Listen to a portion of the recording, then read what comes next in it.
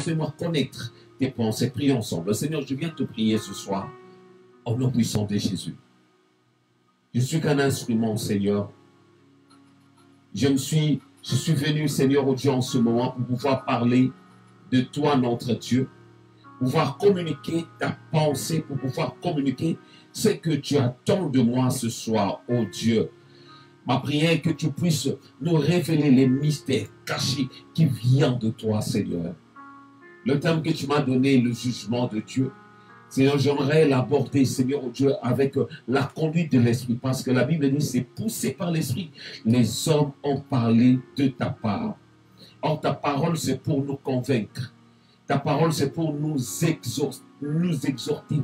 Ta parole, c'est pour nous instruire, Seigneur.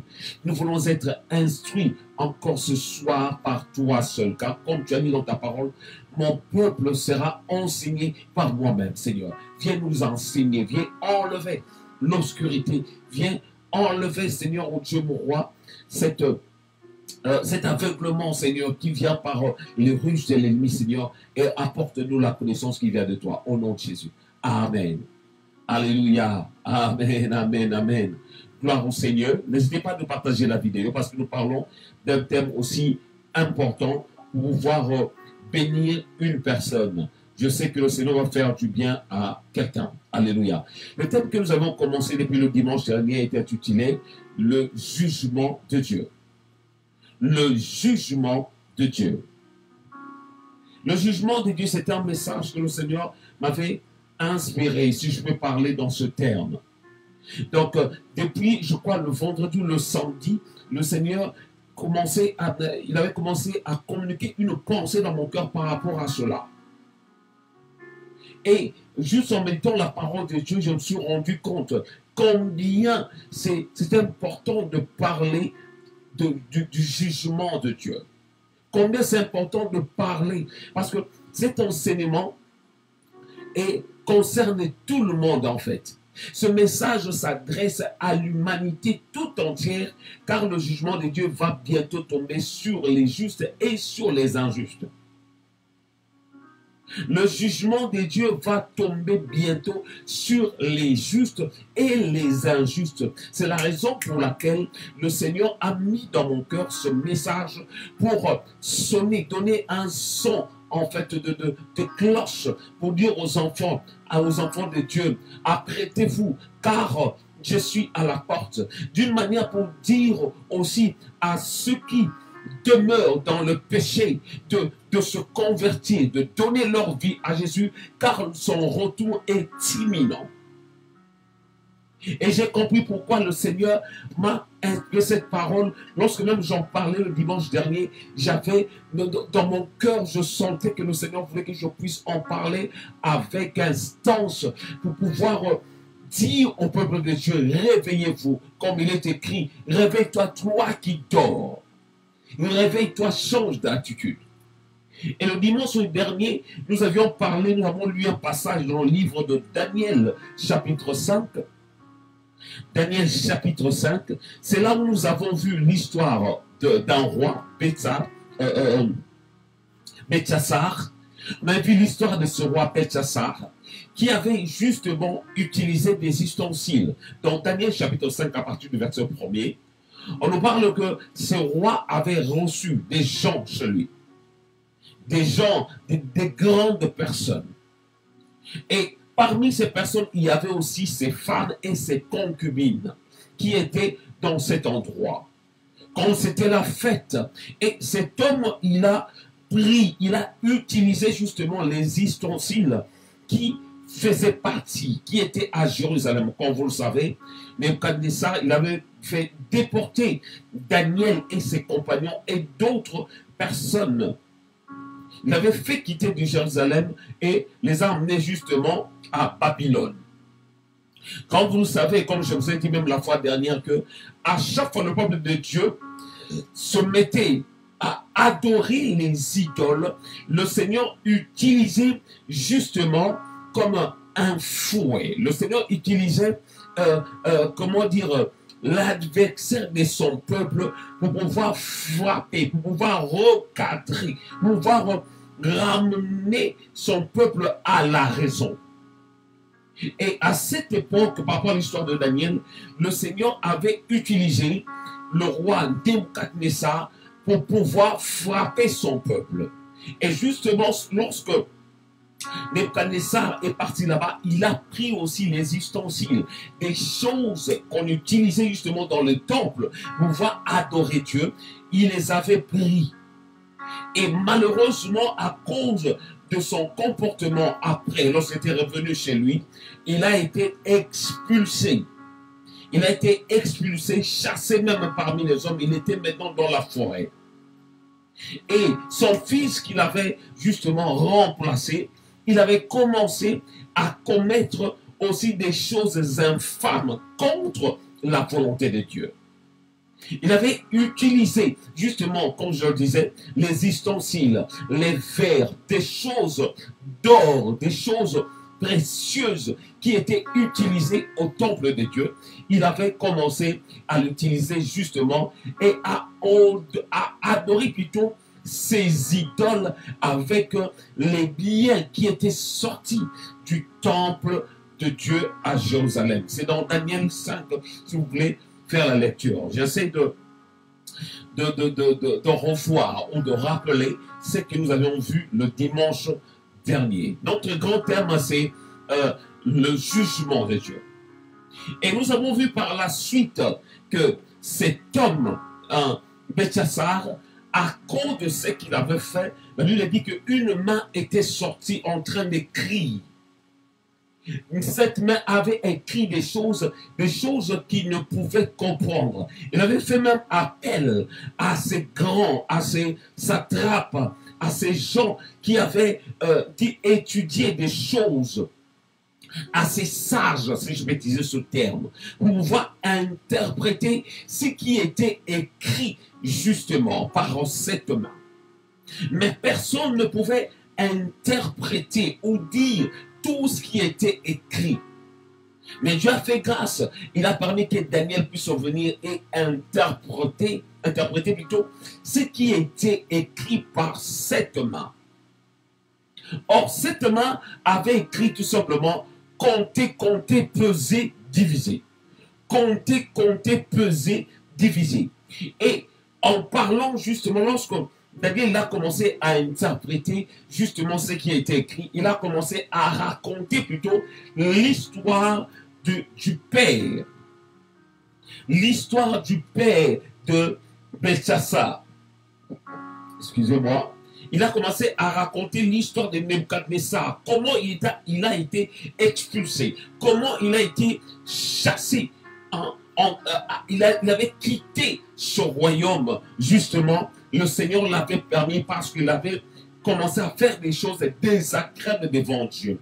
Et encore son fils Belchassar, il avait commencé à faire la même chose que son père, même jusqu'au point d'utiliser des choses sacrées de Dieu pour adorer ses divinités. Et c'est alors que cette main était sortie pour écrire ces choses, compter, compter, peser, diviser.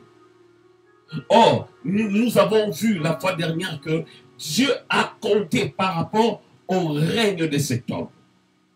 Dieu a compté. C'était pour nous faire comprendre que Dieu, tout ce que nous faisons, Dieu le connaît, Dieu le voit. Tout ce que nous faisons, même en cachette, Dieu le voit. On peut croire que Dieu ne nous voit pas lorsque nous faisons des choses infâmes. Lorsque nous marchons dans la débauche, on fait des choses dans les coulisses. On apparaît comme si on était bon devant Dieu, mais dans les coulisses, on fait des choses dont on est même conscient, mais des choses infâmes, des choses désagréables devant Dieu. Et cet homme, Dieu a compté ses œuvres, Dieu a compté, Dieu a pesé justement ses œuvres par rapport à son règne. Et Daniel a dit bien sûr que Dieu a pesé, il t'a trouvé léger. Et Dieu a parlé que le royaume de Belchassar sera divisé. Pourquoi? Parce que cet homme, il avait fait des choses qui étaient désagréables devant Dieu, en utilisant justement des choses sacrées pour ses plaisirs personnels, pour adorer maintenant ses divinités. Et nous avons vu la fois dernière que ce sont même des choses qui se passent aujourd'hui au sein de nos assemblées. Dans certaines assemblées, certains pasteurs commencent à utiliser leurs bureaux comme des chambres d'hôtel, en train de coucher avec des fidèles qui viennent dans leurs assemblées. Certaines personnes, certains serviteurs utilisent, ou soi-disant des serviteurs, utilisent l'argent du Seigneur, l'argent qui rentre à l'église pour leur plaisir, pour s'enrichir. Et pourtant, dans leurs assemblées, il y a des gens qui se meurent de faim. Il y a des gens qui ont des problèmes même de transport. Et il y a des gens qui n'arrivent même pas à subvenir à leurs besoins. Vous savez, quelque chose, il y a un passage qui parle justement par rapport à la multiplication de pain que Jésus avait fait. Que Jésus avait fait par rapport à la multiplication des pains lorsqu'il avait donné à manger à ces personnes. La Bible nous parle de 5000 hommes. Il y en avait plus parce qu'à cette époque, on ne comptait pas des femmes. Jésus, c'était pas seulement dans le sens spirituel du terme, mais c'était dans un sens physique. Ces gens avaient réellement faim et Jésus leur a apporté de quoi à manger. Donc, il a joué même le rôle d'un bon berger, de quelqu'un qui pourvoit aux besoins du peuple. C'est de la même manière qu'il a fait aussi, il a fait travailler ses disciples, ses apôtres. Il a dit, donnez-leur vous-même à manger. Bien aimé, ce n'était pas seulement dans le sens spirituel. On le voit déjà lors de nos fêtes, au sein de nos assemblées. Des tables bien garnies avec plus de nourriture pour des serviteurs de Dieu, pour des ministres de Dieu. Et les membres qui viennent de l'église, des fois, ils ne mangent pas bien. Des fois, ils ne mangent pas bien. Pourquoi? On veut honorer les hommes de Dieu. Mais ces hommes-là qui sont honorés, ils ne pensent même pas aux fidèles qui viennent de l'assemblée. Peut-être qu'eux, ils n'ont pas mangé. Jésus, ces jours de la multiplication de pain et de poissons, il avait fait travailler ses apôtres. Il a dit, donnez-leur, partagez, apportez-leur à manger. C'est les apôtres qui ont apporté, qui ont commencé à distribuer la nourriture. Malgré les titres qu'ils avaient, combien de personnes n'oseraient poser ces genres d'actes? Oh, peut-être toi tu te dis, bon voilà, c'est moi qui règne dans cette église. C'est moi qui t'obéis dans cette entreprise. Mais le Seigneur vient, il a permis ce message pour pouvoir te faire comprendre qu'il est en train de te peser, de compter déjà ce que tu fais. Il est en train de te peser. Est-ce que tu pèses léger ou tu pèses lourd? Par rapport à ce roi, Belchassar, lorsque le Seigneur a pesé même son règne, le Seigneur l'a trouvé que c'était léger. Et c'est pourquoi son royaume a été divisé. D'une manière de dire que tu seras disqualifié lorsque tu es pesé léger sur la balance de Dieu. C'est ce que nous avons vu la fois dernière. Le jugement de Dieu. Nous allons continuer. J'ai donné quelques versets et après nous allons nous revoir le jeudi prochain pour pouvoir en parler. Comme je disais, ce message s'adresse à l'humanité tout entière. Afin que chacun puisse savoir que le Seigneur revient bientôt. Ce message s'adresse aux justes et aux injustes. Aux justes, ceux qui se disent justes, ceux qui vont dans les assemblées. Ceux qui sont dans la prédication, ceux qui chantent, ceux qui font des choses pour la gloire de Dieu, ceux qui se disent chrétiens, ce message nous concerne. Et ce message également s'adresse à tous les bergers. Tous les bergers. Quand je parle de berger, ce n'est pas forcément un pasteur qui dirige une église. Un berger peut être aussi un parent, un responsable qui dirige, qui a sous sa responsabilité ses enfants. Ça s'adresse aussi à un berger, un directeur d'entreprise, un chef d'entreprise qui dirige des gens, qui a des gens sous son autorité.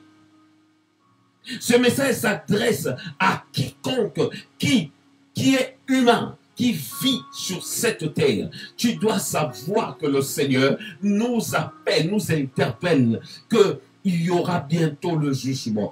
Tout ce que tu fais, le Seigneur pèse cela. Le Seigneur pèse cela pour pouvoir un jour te juger. Lorsque le jugement va tomber, il y aura des sanctions. Nous allons définir le jugement. C'est quoi un jugement? Un jugement est une action de juger quelqu'un, une affaire, dans le respect des lois et règlements en vigueur. Je répète. C'est quoi un jugement? Un jugement est une action de juger quelqu'un, virgule, une affaire, virgule, dans le respect des lois et règlements en vigueur. Donc, c'est-à-dire que c'est une action de juger quelqu'un. De juger quelqu'un par rapport à la loi qui est en vigueur. Comme vous le savez, même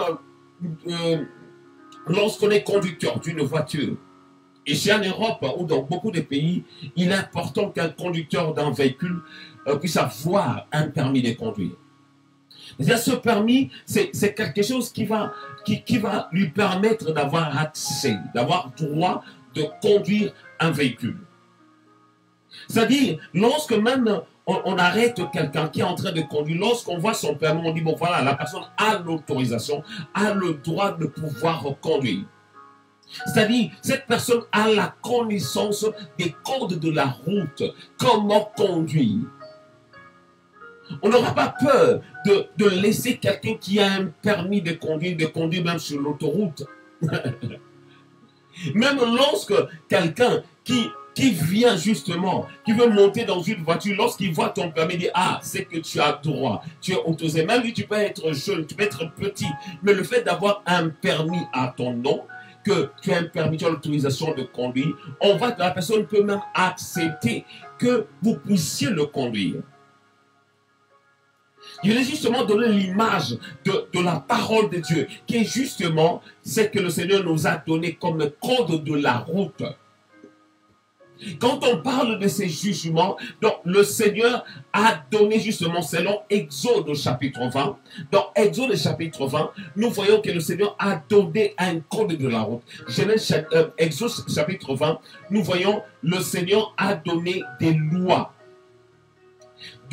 qui devaient être exécutées, des lois qu'on devait mettre en pratique. Pourquoi? Parce que le Seigneur voulait juger son peuple. Il voulait que son peuple plutôt marche en conformité avec sa parole. Le Seigneur voulait que son peuple puisse marcher selon sa parole, en respectant ses règlements, en respectant ses préceptes. C'est ce que le Seigneur attendait de son peuple. C'est la raison pour laquelle il avait donné un code de la route dans Exode chapitre 20. Vous pouvez lire à partir du verset 1er jusqu'au verset 20. Où le Seigneur a donné des lois. C'est que l'homme doit faire pour lui plaire. Et nous-mêmes, dans notre époque, nous avons la parole de Dieu que le Seigneur nous a donnée dans son entièreté. Où cette parole nous aide à pratiquer des choses agréables pour que nous puissions justement vaincre ces procès. Pourquoi je parle de ce procès? Parce que tout le monde sera jugé. Tout le monde sera jugé. Pourquoi? Tout le monde sera jugé d'après ce qu'il fait dans ce monde. Dans Exode chapitre 20, à partir du verset 1er jusqu'au verset 17, la Bible dit, alors Dieu prononça toutes ces paroles en disant, je suis l'Éternel ton Dieu qui t'ai fait sortir du pays d'Égypte, de la maison de servitude. Tu n'auras pas d'autre Dieu devant ma face. Là, c'est les commandements que Dieu avait donnés justement aux enfants d'Israël. Verset 4. Tu ne te feras point d'image taillée, ni de représentation quelconque des choses qui sont en haut dans les cieux, qui sont en bas sur la terre et qui sont dans les eaux plus bas que la terre. Verset 5. Tu ne te procéderas point devant elles et tu ne les serviras point, car moi l'Éternel ton Dieu, je suis un Dieu jaloux qui punit l'iniquité des pères sur les enfants jusqu'à la 3e et la 4e génération de ceux qui me haïssent et qui fait miséricorde jusqu'en 1000 générations à ceux qui m'aiment et qui gardent mes commandements. Tu ne prendras point le nom de l'Éternel, ton Dieu, en vain, car l'Éternel ne laissera point impuni celui qui prendra son nom en vain.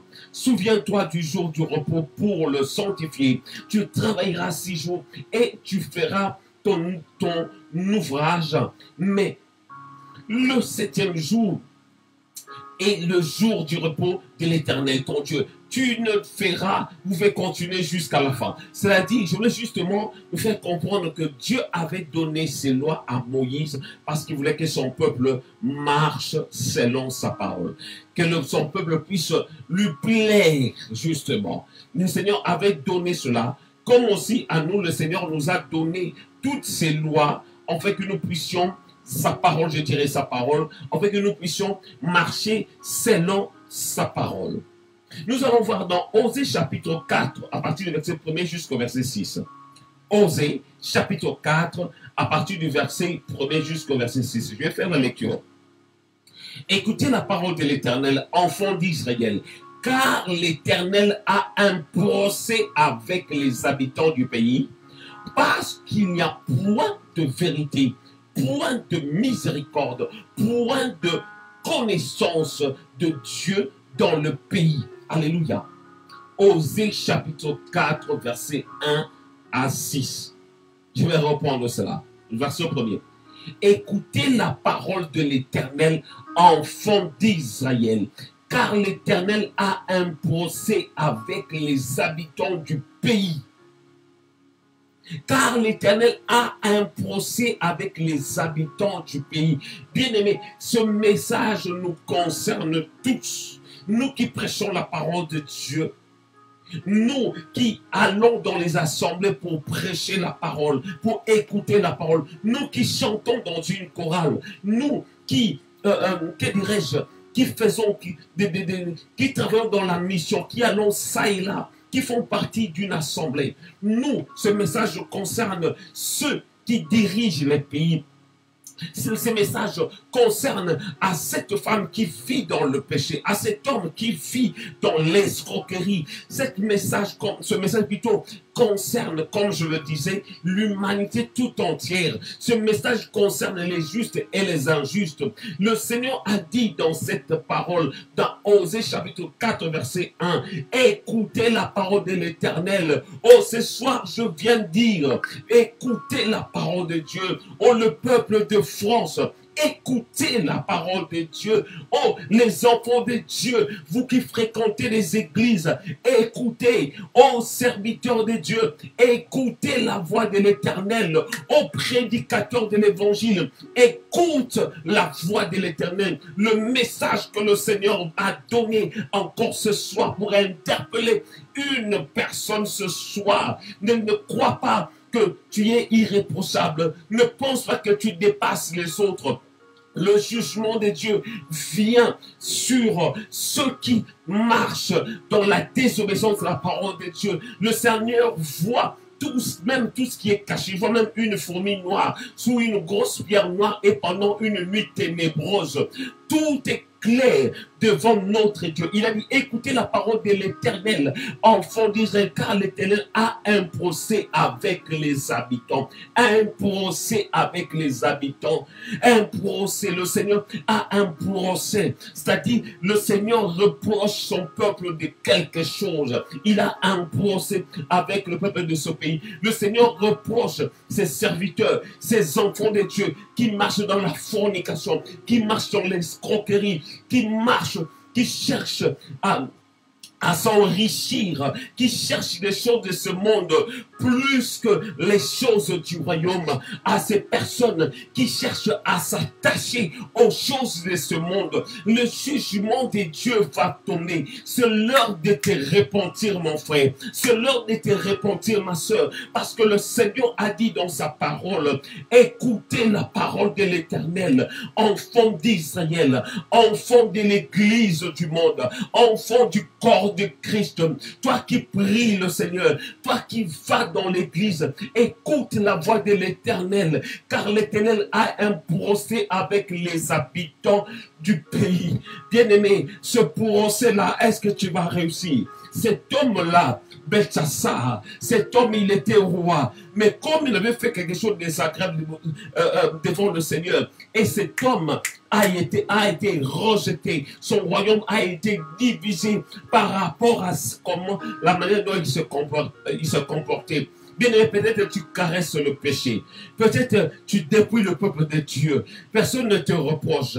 Dieu te laisse faire. Mais sache que tu as un procès avec le Seigneur par rapport à ta manière de te comporter, par rapport à ta manière de faire les choses. Le Seigneur jugera tous ceux qui commettent ce genre de choses. Pourquoi le Seigneur a dit cela? Que j'ai un procès. L'Éternel a un procès avec les habitants du pays. Osée chapitre 4 à partir du verset 1 jusqu'au verset 6. Je répète, Osée chapitre 4 à partir du verset 1 jusqu'au verset 6. Le Seigneur a dit, parce qu'il n'y a point de vérité. Parce qu'il n'y a point de vérité. Combien de personnes marchent maintenant dans le mensonge? Les pasteurs ne prêchent plus la vérité. Ils vivent dans les mensonges. Ils prêchent le mensonge dans le but de dépouiller le peuple de Dieu. Certains font des séminaires sur séminaires. Ce n'est pas dans le but d'instruire des gens, mais c'est justement pour pouvoir s'amasser plus d'argent. Lorsque les gens viennent, comme ça, ils peuvent avoir l'argent. Je ne dis pas tous. Certains le font pour enseigner le peuple de Dieu. Mais d'autres, ils le font dans un but lucratif pour pouvoir s'enrichir derrière les têtes des gens. Mais la Bible le dit dans ce passage. Le Seigneur nous donne même la raison qu'il a ce procès envers son pays, envers son peuple, parce qu'il n'y a point de vérité, point de miséricorde. Bien-aimés, dans nos assemblées, il y a des gens qui viennent dans nos assemblées des sans-papiers.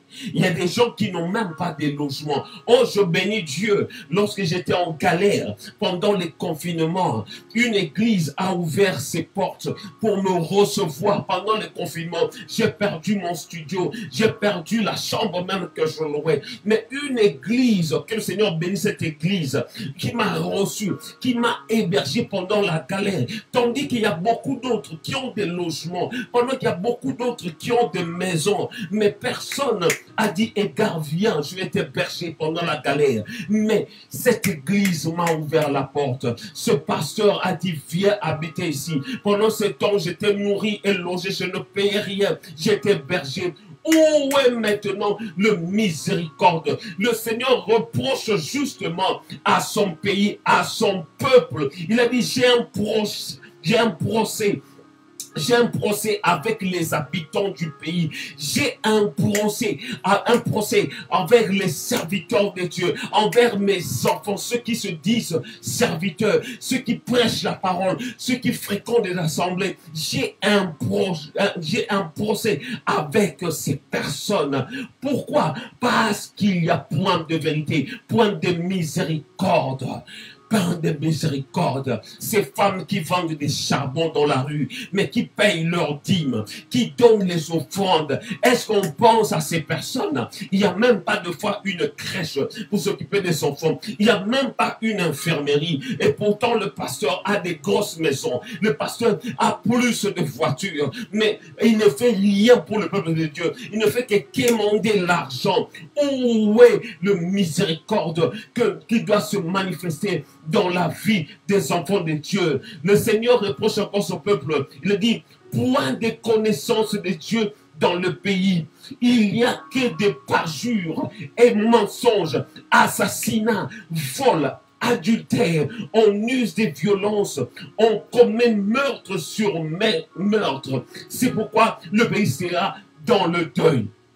Alléluia. Lisons maintenant un dernier verset. Vous pouvez continuer jusqu'au verset 6. Un dernier verset pour clôturer pour ce soir. Matthieu chapitre 23 verset 14. Matthieu chapitre 23 verset 14. La Bible dit, malheur à vous, scribes et pharisiens, hypocrites, parce que vous dévorez les maisons des veuves et que vous faites pour l'apparence des longues prières. À cause de cela, vous serez jugés plus sévèrement. Alléluia. Je vais reprendre ce verset, j'aime beaucoup. Matthieu chapitre 23, verset 14. Matthieu chapitre 23, verset 14. Écoutez bien ce qui est écrit. Malheur à vous, scribes et pharisiens. Les scribes et les pharisiens, c'était des gens qui connaissaient la loi, qui lisaient la Torah, qui connaissaient la Torah. Ces gens-là venaient même chercher à faire des débats avec Jésus, pour faire comprendre à Jésus qu'eux, ils connaissaient mieux. Ces gens qui étudiaient la Torah. Mais ces gens, Jésus leur a dit clairement, malheur à vous, scribes et pharisiens. Les scribes et les pharisiens, ce sont ceux qui viennent avec des titres, qui viennent avec la titromanie. Ils disent que moi je suis plus saint, moi je jeûne 5 fois, moi j'ai l'onction de Dieu, moi je marche dans la sanctification. Ces gens-là, le Seigneur les traite d'hypocrites. Pourquoi? Il a dit parce que vous dévorez les maisons des veuves et que vous faites pour l'apparence des longues prières. À cause de cela, vous serez jugés plus sévèrement. Des gens qui font des choses par apparence, qui font des choses pour séduire des gens, qui font des choses pour paraître. Mais le Seigneur dit, vous serez jugés sévèrement. Bien-aimés, ce soir, même en prêchant ces paroles, moi-même, ça me fait peur. Je me dis, Seigneur, il est important que je puisse me préparer parce que, surtout nous qui prêchons la parole, nous qui enseignons la parole de Dieu, la Bible dit, vous serez jugés plus sévèrement. Est-ce que nous obéissons à la parole de Dieu? Le jugement de Dieu va tomber, en commençant bien sûr dans sa maison. C'est là où le jugement de Dieu va commencer. Sommes-nous prêts? Belteshazzar, il a été exclu parce qu'il avait fait des choses qu'il ne devait pas faire. Et le Seigneur dira dans Osée 4, 6, au peuple périt parce qu'il manque la connaissance. Le Seigneur donne ses paroles justement pour nous interpeller. Le Seigneur a utilisé justement mes lèvres comme une cloche pour que je puisse sonner pour dire aux enfants de Dieu, préparons-nous. Son retour est imminent. Devons-nous nous préparer à son avènement. Et il y aura aussi le jugement. Certains commencent à nous précéder par des maladies. C'est peut-être pour se reposer. Le Seigneur dit, bon, mon serviteur, tu as travaillé. Bon et fidèle serviteur, viens te reposer. Et pour d'autres, c'est parce qu'ils ont commis beaucoup de choses infâmes. Ils ont fait des choses désagréables devant Dieu. Tu as dit, ce n'est pas la peine que tu restes. Dieu les disqualifie. Bien-aimé serviteur, bien-aimé enfant de Dieu, sache que tu n'es pas indispensable. Tu ne dépasses pas tout le monde. Si tu restes dans cet état où tu es, le Seigneur va te disqualifier. Réponds-toi et pratique les bonnes œuvres afin que tu sois sauvé le jour de l'avènement du Seigneur. Le jugement de Dieu est proche.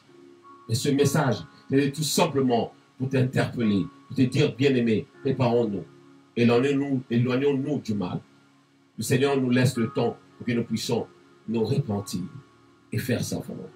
Prions au nom de Jésus. Seigneur, je n'étais que la bouche, une voix qui crie dans le désert pour parler de toi. Qui suis-je moi pour juger mes frères? Je ne suis personne. Je ne suis personne. Mais ma prière, Seigneur Dieu, que tu nous aides à pratiquer ta parole et à faire ta volonté. À faire ta volonté, peu importe les circonstances. C'est ce que je désire par-dessus tout. Viens me faire du bien, Seigneur. Viens nous faire du bien dans ce message, que chacun puisse mettre sa vie en règle.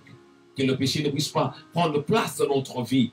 Que le péché ne puisse pas nous éloigner de toi, Seigneur. Garde-nous. Fais que de sorte que nous puissions garder chacun, Seigneur, sa lampe, comme ces 5 vierges sages. Nous ne devons pas être comme ces 5 vierges folles, qui ne prenaient pas soin de leur lampe, qui rapportaient des choses au lendemain en se disant, on va acheter de l'huile demain. Nous ne voulons pas, Seigneur, louper ce jour-là lorsque tu reviendras dans ta gloire. Nous ne voulons pas ce jour-là que ceux qui ne sont pas, Seigneur, qui ne t'appartiennent pas puissent se moquer de nous. Nous ne voulons pas ce jour-là, le jour de ton avènement, que tu puisses nous dire, éloignez-vous de moi, vous qui commettez l'iniquité.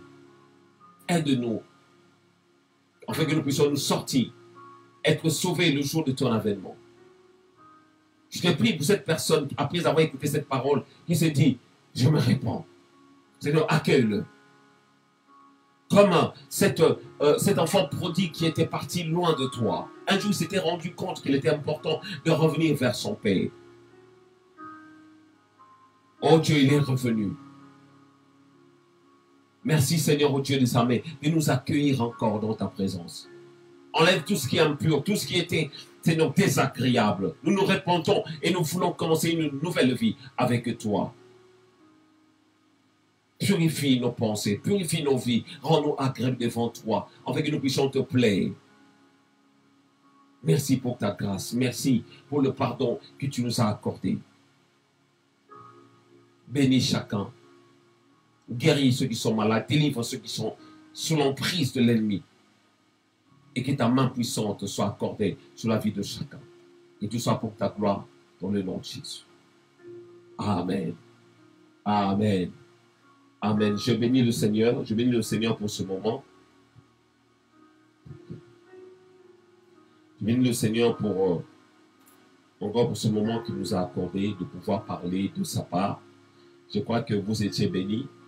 Nous allons continuer notre séminaire le jeudi pour pouvoir parler de la part du Seigneur. Désolé pour ce retard, mais je crois que prochainement, si le Seigneur le permet, nous serons à l'heure, déjà à 21h, pour pouvoir parler de la part du Seigneur. Nous allons continuer notre enseignement sur le jugement de Dieu. Et je crois que le Seigneur va faire du bien à une personne. Que le Seigneur vous bénisse et à très bientôt. Bye bye.